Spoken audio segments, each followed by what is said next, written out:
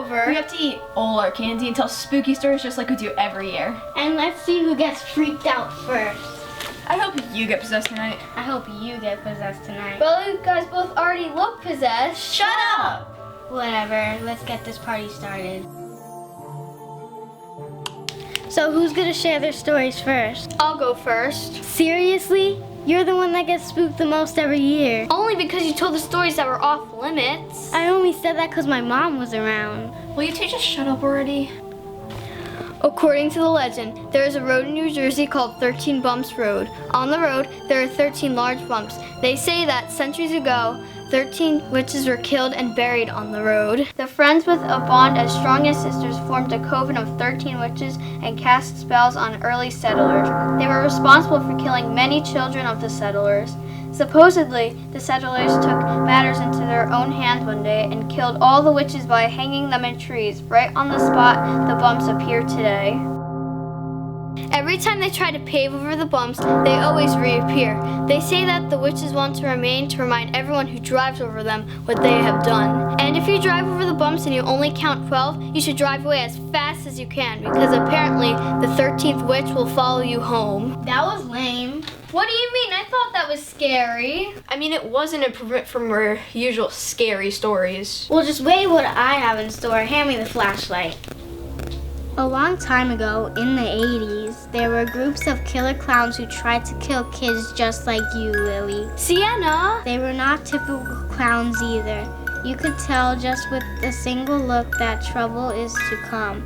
They had extremely creepy smiles with drawn-on noses and eyes, blood dripping down their whole bodies from the poor victims. Their victims could never see clearly because of all the tears in their eyes, which gave them the clowns a distorted look and gave them the name Phantom Clown.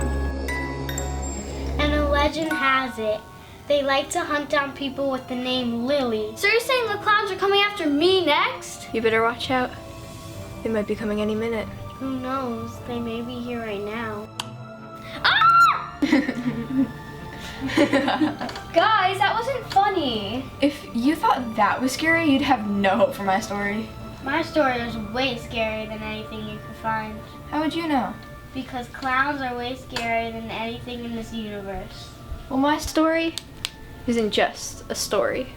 There was once this girl who lived in this creepy older house. When she was little, the spirits attached themselves to her and tormented her for years, until one day they were finally able to take control of her body.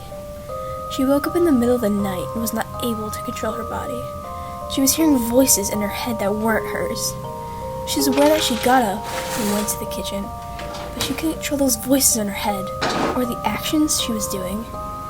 She started opening jars in the kitchen, so she found the jar with the knives.